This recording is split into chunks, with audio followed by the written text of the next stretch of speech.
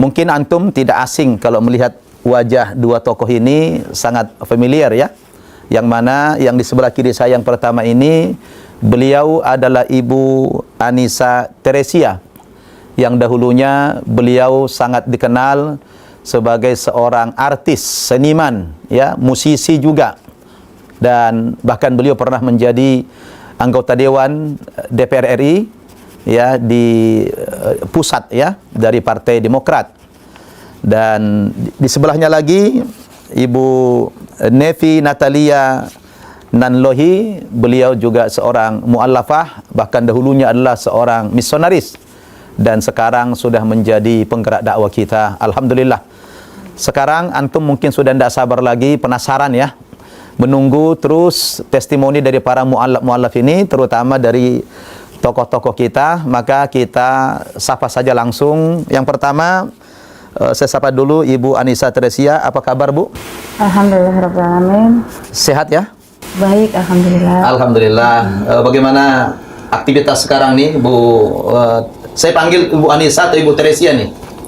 Yang boleh apa aja Ustadz. Kalau Anissa itu saya kasih di depan nama saya karena saya menemukan ayat yang persis memperjelas posisi ahli kitab. Masya Allah. Di surat An-Nisa 171 dan jawaban bahwa yang disalib bukanlah Nabi Isa di ayat 157 dan 158-nya. Subhanallah. Mungkin pemirsa nih sedang menunggu testimoni dari Ibu Anissa, sharing pengalaman ya. Boleh mungkin diawali dulu dengan ta'aruf dulu lah. Perkenalkan dulu nama lengkap Bu Anissa Teresia ini kepada pemirsa kita. Tafadholi. Baik Ustaz, jazakallah khairan untuk kesampatannya. Assalamualaikum warahmatullahi wabarakatuh. Waalaikumsalam warahmatullahi wabarakatuh. Alhamdulillah wa syukurillah untuk segala nikmat yang Allah berikan kepada saya atas nikmat iman, Islam, dan ihsan yang insya Allah akan memberikan saya kemudahan untuk mendapatkan ridho Allah. Amin ya rabbal alamin. Amin. Asyhadu an la ilaha illallah wa asyhadu anna Muhammadan abduhu wa rasuluh. Allahumma sholli ala sayyidina Muhammad wa ala ali sayyidina Muhammad. Alhamdulillah, saya lahir di dunia ini dengan kondisi orang tua yang bukan Islam.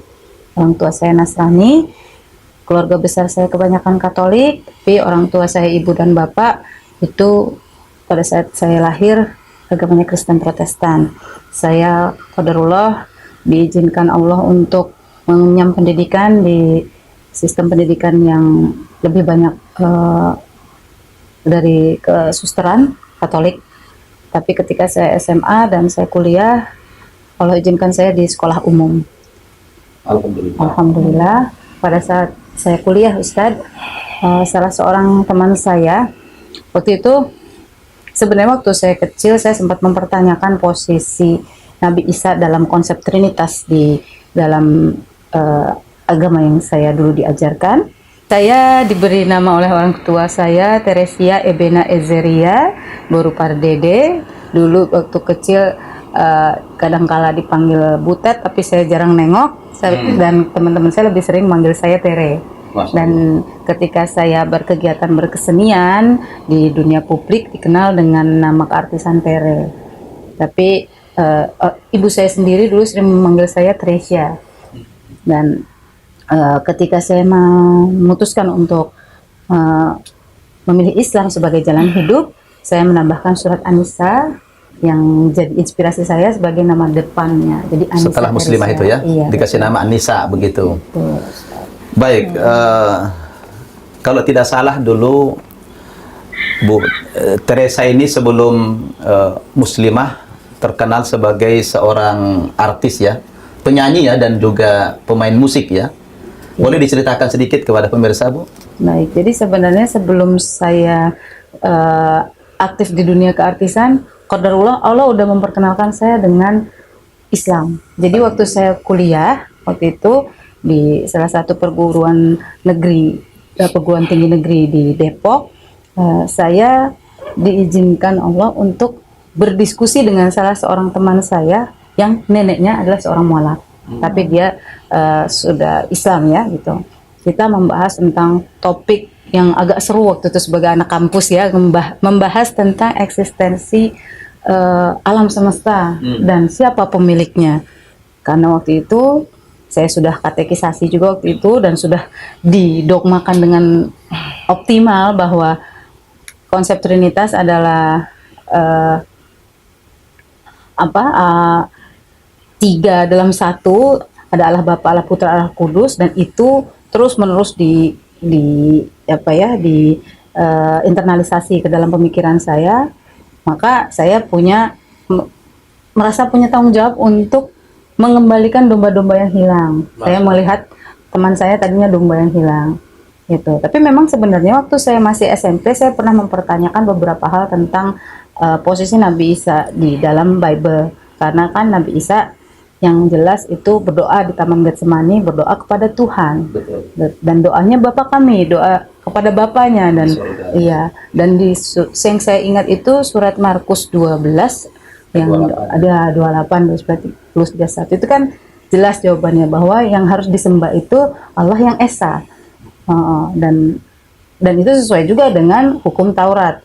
Akulah Tuhan Allahmu di Keluaran 20. Jadi waktu itu ketika saya menyampaikan itu ke guru agama saya dulu, karena saya di kesusteran, saya guru agamanya juga suster, saya tanyakan itu. Dan ketika saya tanyakan kenapa Yesus disalib juga malah menanyakan Eloi Eloi lama sabachthani, kata suster saya kurang beriman karena mempertanyakan hal-hal yang di luar jangkauan pemikiran manusia. Jadi saya waktu itu, sejak itu saya nggak berani nanya lagi karena saya pikir sudah waktunya kalau udah urusan bicara tentang ketuhanan Yesus, ya udah, bukan yang harus dipertanyakan. Qadarullah, teman saya ketika kita sedang berdiskusi tentang eksistensi kehidupan dan siapa pemilik alam semesta ini, dia mengatakan, jangan khawatir, Yesus juga kita akui loh. Saya pikir bukannya kamu mengakuinya. Dulu saya belum menyebut dengan Nabi, malahnya Muhammad gitu saya bilang. Iya, tapi Nabi Muhammad itu Nabi terakhir kami, dan Yesus juga Nabi. Maksudnya, iya, Yesus kita akui sebagai Nabi, bukan sebagai Tuhan. Kalau nggak percaya, lihat aja Al-Quran. Padahal dari situ saya memulai riset saya, Ustadz, tentang siapa sebenarnya Nabi Isa, Yesus yang ada di Al-Quran, dan itu yang mengantarkan saya, alhamdulillah, ke jalan tauhid ini. Subhanallah, luar biasa. Pengalaman Bu Teresa ini seorang pelajar tulen, kemudian seorang artis, seorang penulis, seorang musisi juga, bahkan aktivis partai juga, Masya Allah. Ya sekarang tidak lagi, tapi di situ beliau ini diberikan sebuah hidayah oleh Allah dengan jalan mengkritisi ajaran agama sebelumnya dari hasil perbincangan dengan seorang ibu nenek ya, yang sudah mu'allafah ya. Teman saya ya. Teman itu tadi ya, yang neneknya mu'allafah itu ya. Dan dia memberikan penjelasan yang jelas tentang kedudukan Nabi Isa di dalam agama Islam. Subhanallah. Memang Bu Teresa, terlalu banyak orang yang dapat hidayah dengan pemikiran ini ya. Ketika kita buka lembaran-lembaran Al-Quran, memang betul Nabi Isa itu sangat dimuliakan dalam Islam. Bahkan sering kita katakan bahwa tidak sah imannya orang Islam apabila mereka tidak percaya kepada Nabi Isa, kepada Yesus. Tapi dalam kapasitasnya bukan sebagai Tuhan atau anak Tuhan, tapi sebagai utusan Tuhan, sebagai Rasul. Allah katakan dalam Al-Quran itu, la nufarriqu baina ahadim min rusulih wa qalu sami'na wa ata'na ghufranaka rabbana wa ilaikal masir. Kita umat Islam itu tidak boleh membeda-bedakan di antara para rasul, termasuk Nabi Isa. Jadi kalau kita ingkar terhadap kerasulan Nabi Isa, maka tidak sah imannya orang Islam itu. Ternyata itu yang paling banyak membuat saudara-saudara kita dari umat lain mendapatkan hidayah, termasuk Ibu Teresa. Akhirnya setelah masuk agama Islam itu, karena kebetulan ada semacam pembelaan dalam Al-Quran tentang Nabi Isa itu siapa dan bagaimana, yaitu dalam surat An-Nisa ayat 157, ya Allah mengatakan, wa ma qataluhu wa ma salabuhu walakin subbiha lahum. Nabi Isa itu tidak mati dibunuh, tidak mati disalib, tapi orang lain yang diserupakan wajahnya seperti Nabi Isa Tapi Nabi Isa kata Allah, barrafa'allahu ilaih wa kana Allahu azizan hakima. Dia diangkat ruh dan jasadnya ke langit oleh Allah Subhanahu wa taala, maka yang dibunuh dan disalib waktu itu adalah bukan Nabi Isa tapi orang lain yang dimiripkan oleh Allah seperti Nabi Isa. Nah, maka dari situlah Ibu Teresa ini terinspirasi karena ditemukan itu penjelasannya dalam surat An-Nisa, maka di depan nama Teresia itu dikasih nama An-Nisa setelah muslimah gitu ya. Subhanallah. Terus apa yang Bu Anissa rasakan setelah muslimah itu? Alhamdulillah Ustaz, ketika saya sudah bersyahadat, yang saya rasakan adalah saya tenang dalam pemahaman, saya sudah tahu siapa Tuhan saya. Subhanallah. Kalau dulu bingung, ini yang mana satu dari antara yang tiga gitu. Tapi Alhamdulillah dengan membaca terjemah Al-Quran waktu itu, Allah mudahkan mendapat ilmu juga dengan beberapa buku referensi. Salah satunya adalah bukunya Ustadz Ahmad Didat, The Choice. Lalu juga ada buku Asal Usul Manusia yang ditulis oleh Profesor Maurice Bucaille yang menemukan jasadnya Fir'aun yang ditenggelamkan di zamannya Nabi Musa alaihissalam. Dan ada beberapa buku lainnya yang akhirnya makin memperjelas gitu. Dan Alhamdulillah sejak itu saya merasa tenang. Tapi qadarullah Ustadz, saya belum kafah lah ya, bisa dibilang begitu. Dari tahun 2000 saya bersyahadat, qadarullah tahun 2013 saya mendapat kode keras dari Allah ketika melihat ayah saya yang sebelumnya saya kenal ayah saya itu seorang Kristiani, lalu ternyata dia juga bersyahadat, tapi di ujung hidupnya sebelum berpulang, qadarullah Allah cabut hidayah menjadi orang yang mundur ke belakang. Nauzubillah. Itu yang membuat saya berpikir keras dan alhamdulillah ketemu di suratnya Al-Baqarah 208 ya Ustaz ya, harus kafah ya Ustaz. Kafah ya. Nah, disitulah yang menjadi titik balik saya, lalu saya memperbaiki semua, saya tutup aurat dan alhamdulillah dari situ Allah izinkan saya ketemu salah satu mursyidah yang memang membersamai saya. Qadarullah baru bulan lalu meninggal dunia. Jadi sama Umi Irma saya diajarkan membaca ayat Al-Quran yang tadinya saya belum pernah bisa selesai baca. Iqra tuh nggak pernah selesai Ustaz. Masya Allah. Qadarullah lewat beliau saya diizinkan khatam Quran dan ketemu bulan Ramadan, saya diizinkan iktikaf di masjid dan dari situ lengkap sudah Allah kasih. Dan saya dikasih surprise sama suami ke Tanah Haram. Subhanallah. Jadi itu nikmatnya. Luar biasa. Jadi dari kisah tadi ternyata ayah sempat masuk Islam gitu ya. Mana lebih dulu, Bu Teresia, Bu Anissa atau ayah dulu? Ternyata ayah saya lebih dulu. Tapi tidak tahu, keluarga nggak tahu kalau beliau sudah Muslim. Iya. Masuk Islam itu. Karena waktu itu memang ayah dan ibu sempat separate gitu. Oh begitu. Jadi ketika saya tahu beliau sudah lebih dulu Islam. Tapi di akhir hayatnya justru malah mundur gitu ya. Iya, adik saya seorang yang belajar teologi, Ustadz, ada kelompok pelayanan umatnya masuk ke rumah sakit. Oh begitu. Jadi dan ayah saya salah satu yang ditarget. Oh Masya Allah. Ya semoga ya kalaupun nanti tidak jumpa lagi ya itulah qadarullah ya. Takdir Allah yang harus kita ikhlas menerimanya. Tapi ada yang menarik lagi dari pengalaman Bu Anissa atau Bu Teresia. Setelah Ibu menjadi muslimah itu kan belakangan banyak berkecimpung dalam dunia pergerakan, termasuk sempat masuk ke partai politik dan terdaftar juga sebagai anggota parlemen di DPR RI tahun berapa itu? 2009 Ustaz. 2009. Tapi di tengah jalan kenapa orang kan di mana-mana nyogok pun mau dia untuk jadi anggota dewan, ya kan? Kampanye di mana dia sogok dengan keluar biaya banyak. Tapi aneh ini Bu Teresa ini kok malah minta mundur dari parlemen. Itu apa yang menyebabkan hidayah apa yang datang ke Bu Teresa waktu itu? Qadarullah pada tahun 2011 ibu saya divonis kena kanker Ustaz. 2010 akhir sih sebenarnya sudah mulai ada gejalanya dan 2011 itu sudah rajin ke rumah sakit dan di saat yang bersamaan ayah kami juga sakit itu dan saya juga merasakan banyak kepenatan di dalam sana karena memang yaitu pertarungan antara yang hak dan yang batil banyak sekali di dalam sana, dan sifatnya kolektif kolegial. Jadi banyak-banyakan orang baik atau banyak-banyakan orang yang tidak baik gitu. Jadi cukup panjang perjuangannya, dan di saat yang bersamaan kedua orang tua saya sakit, qadarullah 2012 ibu saya meninggal. Jadi sebelum Non-muslim ya, non-muslim. non-muslim. Tapi yang menarik, sebelum ibu saya meninggal itu ibu saya berpesan, pertama, nak kalau jadi Islam yang taat. Kedua, nak berjuang bisa di mana aja. Dan itu yang insya Allah jadi salah satu bekal saya sampai sekarang, bahwa ya memang harus menunjukkan totalitas gitu. Masya Allah. Dan ternyata medan dakwah itu lebih luas lagi daripada Parlemen. sekedar di parlemen. Subhanallah. Gitu. Makanya saya mengundurkan diri 2012. Jadi sudah, padahal modal belum kembali tuh ya. Alhamdulillah saya nggak pakai modal, Nggak pakai Ustaz. modal, Dari ya? segi Subhanallah. finansial, Iya.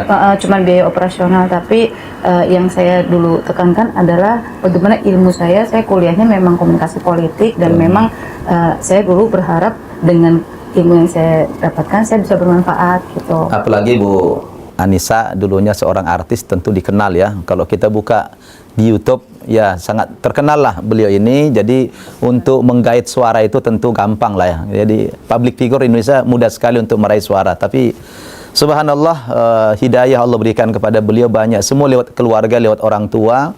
Beliau ternasihati sendiri, di samping melihat kenyataan di masyarakat, ternyata menurut cerita beliau tadi jauh lebih bermanfaat dakwah di masyarakat ketimbang duduk di parlemen sana. Dan sekarang sudah Bu Anissa buktikan ya, sehari-hari dakwah ya, dakwah dan terutama mendampingi para mu'alaf, dan beliau bikin komunitas namanya Sister Villa ya, yang dalam komunitas ini umumnya para mu'alaf dan mu'alafah ya Bu Anissa ya. Jadi luar biasa pemirsa. Sebenarnya ingin kita gali lebih banyak lagi pengalaman-pengalaman religi beliau, bagaimana kiprah beliau di masyarakat, tapi waktu kita yang terbatas, dan di sebelah beliau ada lagi yang mau kita dengarkan testimoninya. Dan saya ucapkan terima kasih dulu kepada Ibu Anissa. Nanti kita bincang-bincang lagi sedikit, ada nanti konklusinya dari pengalaman spiritual Bu Anissa. Nah, saya berikan waktu kepada Ibu Nevi. Assalamualaikum Bu Nevi. Waalaikumsalam warahmatullahi wabarakatuh. Apa kabar Ustazah? Alhamdulillah. Alhamdulillah, sekarang udah saya panggil Ustazah saja ya. Karena memang sudah jadi Ustazah ya. Walaupun Masih belajar. umurnya di dalam agama Islam. Boleh pemirsa Naba TV ini, Ustazah sudah merindukan ya, selalu menanti-nanti testimoni para mu'alaf ini, apalagi tokoh-tokoh ya. Mungkin saya minta sedikit sharingnya, diawali dengan perkenalan dulu. Silakan Ibu Nevi. Ya, alhamdulillah wa syukurillah atas nikmat iman Islam yang telah Allah berikan kepada hambanya yang hina ini. Salam dan salawat pada Nabi kita, Nabi Muhammad SAW. Allahumma sholli ala Sayyidina Muhammad. Baik, saya perkenalkan dulu bahwa nama saya Nevi Natalia Nanlohi. Saya berasal dari Kristen Protestan, dan dulunya saya adalah seorang tadi sudah sempat disebut misionaris. Ya, saya pendeta 14 tahun dan di Lembaga Alkitab Indonesia selama 10 tahun. Jadi ketika pendeta itu umur 24 tahun, tapi justru ketika menemukan Islam umur 42 tahun. Dibalik. Tinggal dibalik saja. Subhanallah, Masya Allah. Aktivitas Itu nama Islamnya sekarang apa? Oh ya, nama setelah bersyahadat, lalu Natalia itu diganti dengan Amalia. Diharapkan itu menjadi sebuah doa untuk banyak melakukan amal-amal soleh. Amin. Semoga itu semakin melengkapi nikmat iman Islam dan perjalanan saya untuk mempertahankan iman Islam. Subhanallah. Tapi keluarga memang semuanya non-muslim ya? Iya, keluarga saya semuanya non-muslim, belum ada yang Islam, dan itu juga menjadi pergumulan saya. Maka juga menjadi doa-doa dalam setiap sholat ya. Ketika selesai sholat itu selalu yang saya dipanjatkan, semoga Allah juga tidak hanya memberikan hidayah itu kepada saya, tapi juga kepada keluarga besar, karena memang belum ada yang masuk Islam. Masya Allah. Berarti Ya. Ibu Nevi orang pertama dari keluarga yang muslimah ya? Insya Allah. Ya. Alhamdulillah. Dan lagi ketika berproses di dalam Islam itu sebenarnya saya ditanyakan oleh seorang teman saya masa kecil. Pertanyaan itu sederhana sekali. Mungkin dia melihat kiprah saya dalam kegiatan Kristen ya, dalam kegiatan penginjilan. Lalu mungkin disitulah saya yakin bahwa tidak ada yang kebetulan. Dia bertanya bahwa apa sih sebenarnya yang kamu pahami tentang Islam? Dari pertanyaan itu kemudian bergulirlah banyak pertanyaan, perdebatan kurang lebih sepanjang 2,5 tahun. Jadi sampai akhirnya titik baliknya adalah ketika saya sendiri sudah tidak bisa berkata apa-apa lagi tentang kebenaran Islam. Islam tak terbantahkan, Islam itu benar, hanya dalam hati ini belum tergerak untuk mengimani Islam. Cukup sebatas pikiran, belum sampai ke hati.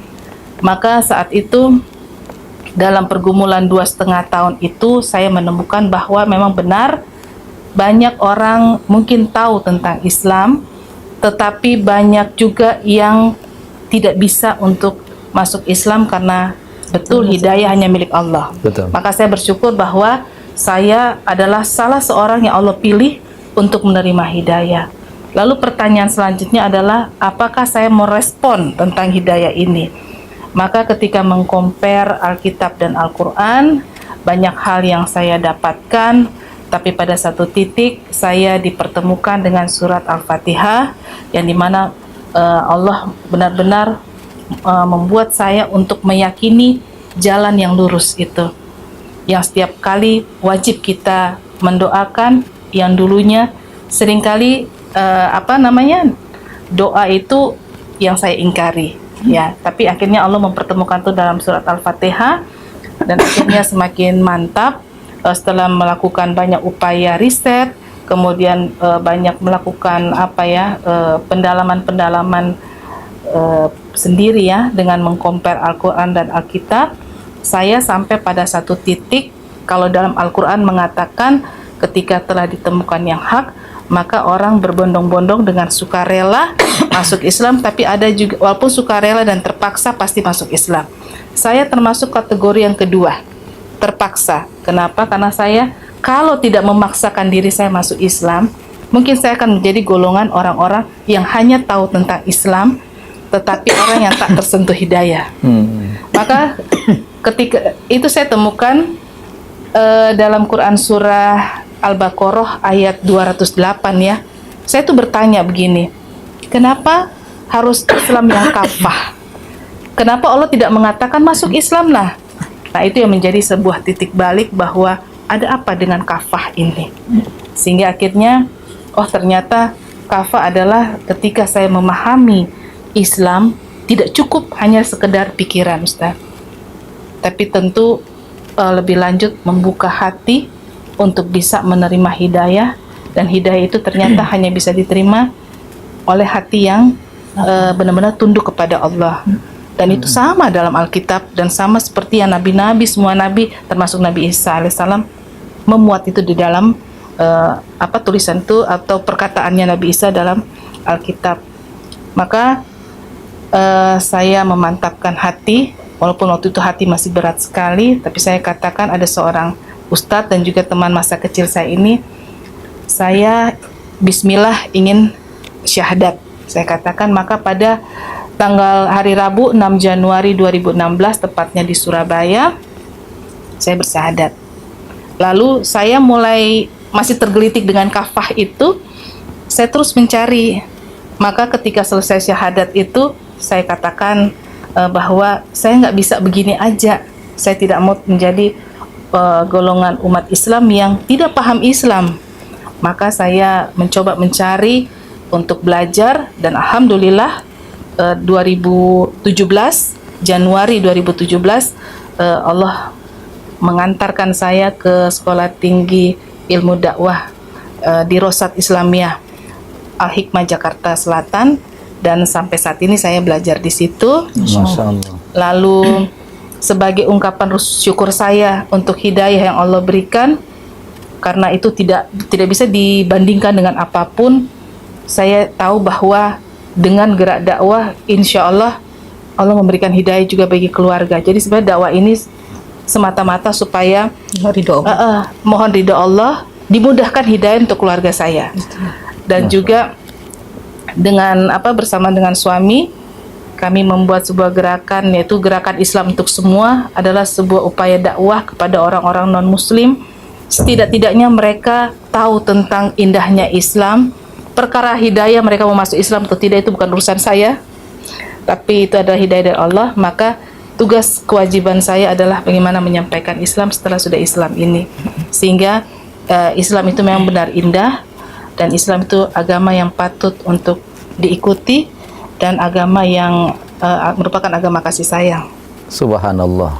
Wah, luar biasa ini, panjang sekali pengalaman Bu Nevi yang begitu menarik. Tadi masih seputar pengalaman mau perkenalan, tapi beliau sudah lanjutkan sampai kepada testimoni bagaimana mendapatkan hidayah dari Allah Subhanahu wa taala, dan tadi sudah menjelaskan siapa beliau yang sesungguhnya. Tadinya gitu ya, beliau seorang aktivis dari agama lain, itu luar biasa. Dan yang paling menarik tadi pemirsa, beliau dengan kesadaran pribadi ingin meng-compare ya antara kitab suci umat Islam dan kitab suci yang sebelumnya itu. Lalu dari situ beliau mendapatkan hidayah dari Allah Subhanahu wa taala ketika beliau mempelajari Al-Fatihah, ya, surat Al-Fatihah. Kalau boleh tahu Ibu Ustazah Nevi, apa yang memotivasi Bu Nevi dulu untuk meng-compare antara kitab suci agama Islam dan Kristen itu? Ya, pertama adalah ketika saya mencari tahu dulu apa sih, kan mereka mengatakan bahwa Yesus sendiri mengatakan bahwa tentang keilahian Yesus lah, ya, ketuhanan Yesus dipertanyakan. Kemudian bagaimana Tuhan sendiri menyampaikan, memperkenalkan dirinya bahwa Tuhan itu Esa satu.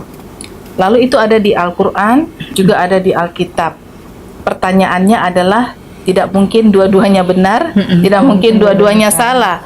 Mesti ada salah satu yang benar dan salah satu yang mungkin tidak tepat. Maka saya perlu melakukan compare.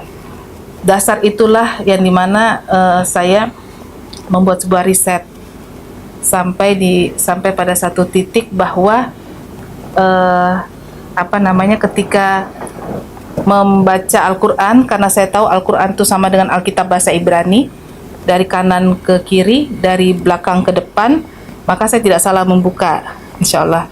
Maka ketika saya buka, saya langsung dipertemukan sama Allah untuk semua pertanyaan yang selama ini saya hujat atau yang saya pungkiri kebenarannya, yaitu jalan yang lurus. Bagi saya saat itu adalah jalan yang lurus ini ada pada agama saya sebelumnya.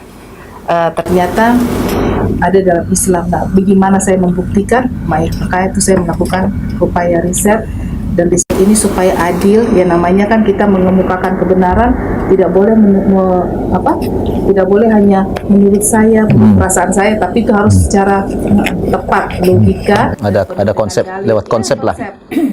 Ada konsep. Jadi ketika menemukan kebenaran dalil itu, saya katakan nggak bisa enggak ini.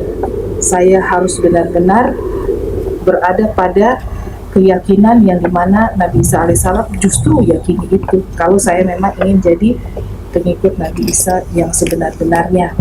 Dan alhamdulillah ternyata kan Islam juga tidak sempurna imannya apabila tidak mengakui salah satu nabi. Tapi kalau di sebelumnya bahkan ada 2 nabi yang tidak diakui. Ya, itu menjadi salah satu alasan saya, Ustaz.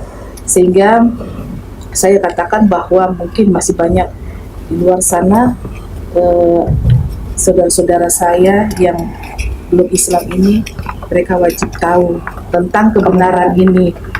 Perkara nanti agama mereka seperti apa gitu ya, saya kemudian gimana reaksi mereka, saya anggap itu sebagai sebuah resiko.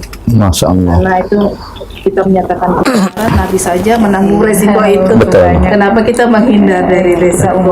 Yang penting kita menyampaikannya secara bahasa yang baik. Bahkan Al-Quran sendiri mengatakan bahasa yang sangat baik. Ya, jadi saya belajar semua dari Al-Quran. Subhanallah. Secara implisit Bu Nevi dan juga Ibu Anissa Teresa ingin mengatakan kepada pemirsa terutama yang non-muslim, sebenarnya sudah waktunya kita membuka diri untuk mempelajari konsep-konsep agama lain. Jadi kita membuka diri, pelajarilah agama orang lain sebagai wacana pemikiran, wacana ilmu pengetahuan kepada Anda semuanya. Soal Anda nanti akan diberikan petunjuk apa tidak oleh Allah, itu adalah urusan pribadi masing-masing dan juga urusan hidayah dari Allah Subhanahu wa taala. Tetapi yang ingin beliau katakan barangkali sudah waktunya kita mengkaji kebenaran. Bahwa kebenaran itu tidak diukur, tidak dilihat dari jumlah pengikut suatu agama yang banyak atau sedikit. Bukan itu parameter kebenaran suatu agama. Karena Allah mengatakan dalam Al-Quran, wa in tuti' aktsara man fil ardi yudilluka an sabilillah. Jika kamu mengikuti faktor kebanyakan orang yang mayoritas, maka boleh jadi orang yang banyak itu akan menyesatkan kamu dari jalan Allah Subhanahu wa taala. Sampai kapan kita akan menemukan kebenaran yang hakiki kalau kita hanya melihat jumlah penganut agama ini paling banyak, barangkali itulah kebenaran. Tidak. Maka yang ingin beliau pesankan tadi, mari kita mempelajari konsep-konsep agama itu, karena kebenaran suatu agama diukur dari sejauh mana sumber-sumber agama itu datangnya dari Allah Subhanahu wa taala. Dan itu yang dilakukan beliau berdua, melakukan sebuah riset tadi ketika membandingkan dua kitab suci ini, yang mana yang bersumber dari Allah, yang mana yang tidak.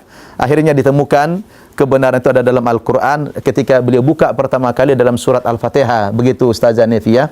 Subhanallah, memang pemirsa belakangan ini mungkin karena tuntutan zaman, di mana sekarang ini bukan lagi ini zaman ilmu ya, dan apalagi ilmu itu sudah sangat dekat dengan kita, teknologi itu sekarang sangat mudah kita akses. Nah, saya pikir memang sudah waktunya setiap umat beragama, baik dia yang sudah muslim sekalipun, membuka diri untuk mengetahui seluk-beluk agama orang lain sebagai wacana ilmu pengetahuan, agar Allah memberikan kita hakikat kebenaran itu sendiri. Nah, beliau berdua ini sudah melakukan sebuah penelitian itu, dan akhirnya Allah tunjukkan kepada beliau berdua kebenaran itu ada di dalam Al-Quranul Karim. Betul begitu ya Ustazah ya? Nah, terus dari sudah dapat hidayah begini, apa target-target yang Ustazah Nefi lakukan sekarang untuk kan gini, ada namanya tahadus bin nikmah, ya kan? Kita mendapatkan nikmat dari Allah kan bukan hanya membuat pribadi kita. Bagaimana nikmat ini juga kita ceritakan kepada orang lain gitu. Apa yang Ibu Nefi lakukan dalam rangka tahadus bin nikmah ini? Ya, alhamdulillah. Bismillah. Yang pertama saya lakukan adalah tadi yang saya sudah sempat ceritakan, bahwa bagaimana saya mengejawantahkan atau mewujudkan hidayah itu dalam bentuk tindakan yang konkret, adalah ketika menyampaikan tentang Islam yang indah, terutama kepada orang-orang mayoritas non-muslim, lewat tulisan, lewat kegiatan dialog, kemudian juga dalam kesempatan taklim, dalam kesempatan tablik akbar, mungkin kepada yang non-muslim lewat tulisan ya, kemudian lewat aksi kemanusiaan. Kita menampilkan dulu praktek hidup umat, praktek hidup Islam yang benar, yang rahmatan lil alamin itu penting, sehingga orang bisa melihat, oh ya betul, memang Islam itu indah.